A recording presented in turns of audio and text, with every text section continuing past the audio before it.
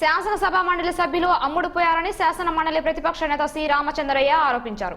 ప్రతి ఒక్కరు ఏదో ఒక పార్టీ టికెట్ పై పోటీ చేసి గెలిచిన వారే అని, వారిలో సభాపతి స్థానంలో కూర్చున్న వారు నిష్పక్షపాతంగా వ్యవహరించాలని ఆయన సూచించారు.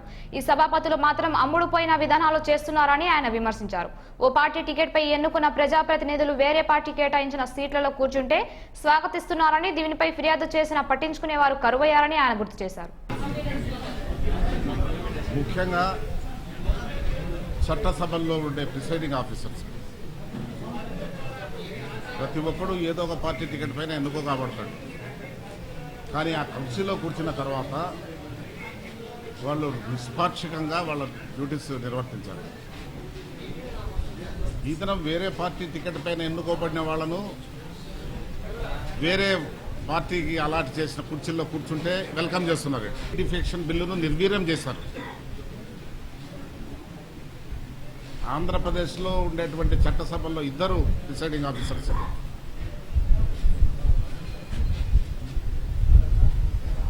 మేము అపోజిషన్ లీడర్స్ మధ్య పాయింట్అవుట్ చేసినా కూడా దానిపైన విన్నట్లుంటారు.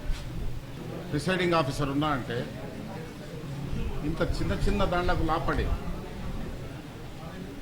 ఆ పార్టీ నుంచి ఏదైనా ఎక్స్టెన్షన్లు వస్తాయనో ఆ లాభాలు ఏంటో మాకు తెలియదు. కానీ ఇటువంటి దిగజారుడు తనము ప్రజాస్వామ్యాన్ని సర్వనాశనం చేస్తున్నది భారతదేశం. కాబట్టి ప్రిసైడింగ్ ఆఫీసర్స్ నిర్ణయాలు ఎలక్షన్ కమిషన్ కానీ ఒక పార్లమెంటరీ కమిటీ కానీ రివ్యూ చేసేటువంటి పవర్స్ ఇవ్వాలని నేను ఒక లెటర్ కూడా రాశాను ప్రెసిడెంట్ ఆఫ్ ఇండియా. ఈ దినం జరిగిన issue motion of governor address పైన motion of thanks discussion start అయింది. మీరు కూడా కొంతమంది ఉంటారు లోపల. నేను మాట్లాడుతున్నా, అబ్జెక్షన్ ఏం లేదు, ఏ వల్గర్ లాంగ్వేజ్ లేదు, ఉంటే ఫ్యాక్ట్స్ చెప్తున్నా. సునిశ్చితమైనటువంటి వ్యాఖ్యలు ఉంటాయి.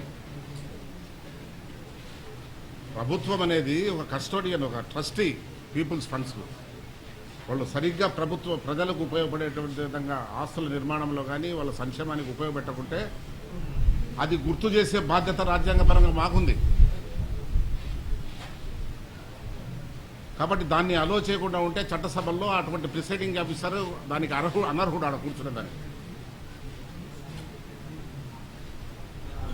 నేను మాట్లాడుతుంటే ఒక మంత్రి ఏదో రిప్లై ఇస్తానని ఏదో చెప్పకపోతే నేను చెప్పా ఈల్డ్ కావటం లేదు, నాకు టైం తక్కువ ఉంది, ఆల్రెడీ నేను ఈల్డ్ కావటం లేదు.